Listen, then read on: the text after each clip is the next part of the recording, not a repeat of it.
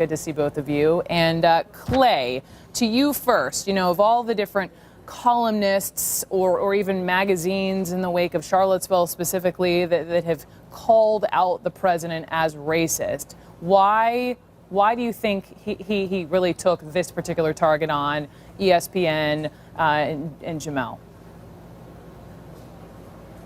Well, I think because ESPN's not in the business of commenting randomly on political related issues. If you look at their history, they established about 18 months ago that they don't believe their people should be involved in non-sports related political controversies. They suspended and then fired Curt Schilling for saying that he disagreed with the North Carolina transgender bathroom bill.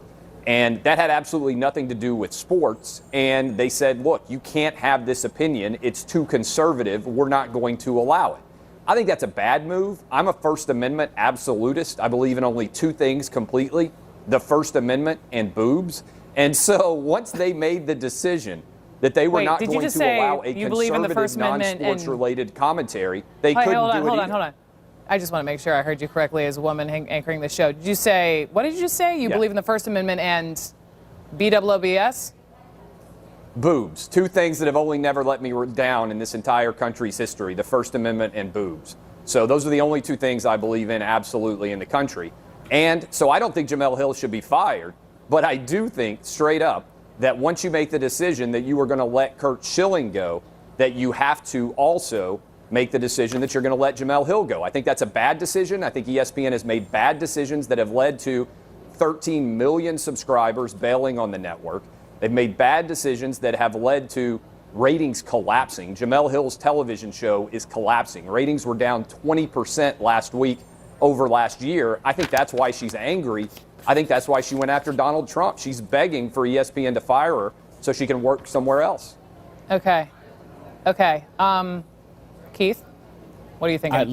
Listen, I'm astonished at almost everything I just heard.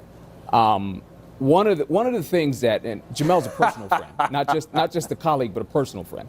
One of the things that Jamel's had to deal with her entire career, and many women who I'm friends with in this business and have been friends with in this business for a long time, is sexism, blatant sexism, comments about her appearance, comments about her racially, comments about her inability or perceived inability to be able to comment on sports because of her gender. So for somebody to come on CNN and to say something like the only thing I believe in a discussion I'm still there too, and I just want to make sure I'm hearing you correctly. BOOZE or BOOBS? Because as a woman, I'm as in boobs. I believe completely in the First Amendment and in boobs. Those are the only two things I believe 100% in this country. And by the way, Jamel has absolutely nothing to do with her background at all. He immediately, did you notice that?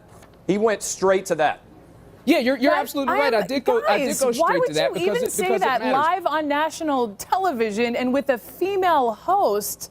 I say it live on the radio all the time because it's true, and that's what I do.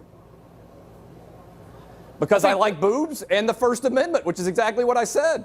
Listen, Brooke, I think that speaks for itself. I love the First Amendment as well. I also love women, and as you don't love boobs too. As one who truly loves. I'm not going to talk about that on television because it's irrelevant to the topic. It shouldn't be brought up here. Why not?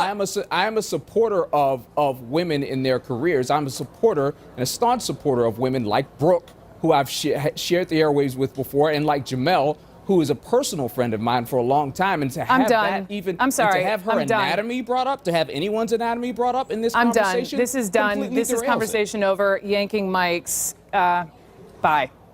See ya. That was entirely inappropriate, and it just took me. Forgive me that it took me a second. It's like live television happens, and you think you hear something, but you're not entirely sure, and then you realize it happened. So I apologize for him.